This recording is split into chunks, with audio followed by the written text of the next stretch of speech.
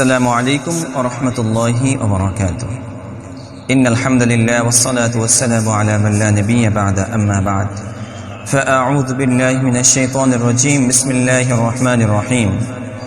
ظهر الفساد في البر والبحر بما كسبت أيدي الناس إلى آخر الآية. সম্মানিত ভিউয়ার্স, দেশ এবং দেশের বাহির থেকে যারাই দেখছেন সকলের প্রতি অনেক অনেক দোয়া এবং ভালোবাসা জানিয়ে শুরু করছি আজকের সংক্ষিপ্ত আলোচনা।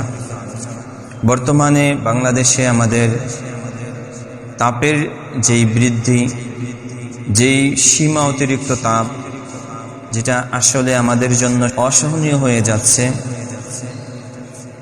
তো আমরা এই যেই তাপ অনুভব করতেছি, আমরা যেই কষ্টের ভিতরে আছি, কোরআনুল কারীমের ভিতরে আল্লাহ রাব্বুল আলামিন বলেন, যহরাল ফাসাদু ফিল বাররি ওয়াল বাহরি বিমা কাসাবাত আইদিন নাস।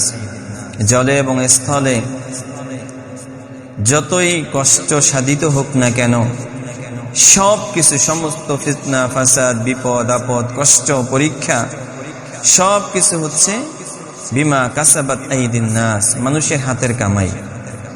কাজেই আমরা যেই গরমের প্রচণ্ড তাপের মুখে আমরা রয়েছি, এটা আমাদেরই হাতের কামাই, আমাদেরই গুনাহের কারণে।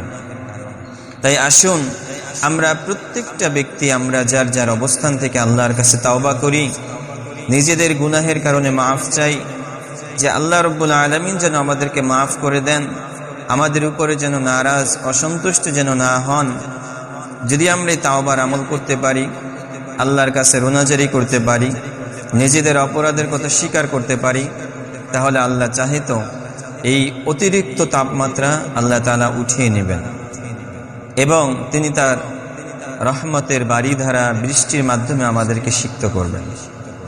কাজে আসুন আমরা সকলেই যার যার অবস্থান থেকে আল্লাহ সুবহানাহু ওয়া তাআলার দরবারে তাওবা করি, আল্লাহর কাছে মাফ চাই, যে আল্লাহ রাব্বুল আলামিন যেন আমাদের প্রতি রাগান্বিত না হন, আমাদেরকে যেন ক্ষমা করে দেন এবং সমস্ত মানুষের জন্য যেন আল্লাহ রাব্বুল আলামিন আবহাওয়াকে আমাদের অনুকূলে করে দেন, তাপমাত্রাকে যেন আমাদের অনুকূলে করে দেন, তার রহমতের বারিধারা বৃষ্টির মাধ্যমে যেন আল্লাহ তাআলা আমাদেরকে সিক্ত করেন। এজন্য আসুন আমরা সকলে আল্লাহর কাছে মাফ চাই। আল্লাহ রাব্বুল আলামিন আমাদের সকলকে বুঝবার এবং আমল করার তৌফিক দান করেন। আমিন। ওয়া আখিরু দাওয়ানা আনিল হামদুলিল্লাহি রাব্বিল আলামিন। ওয়াসসালামু আলাইকুম ওয়া রাহমাতুল্লাহি ওয়া বারাকাতুহু।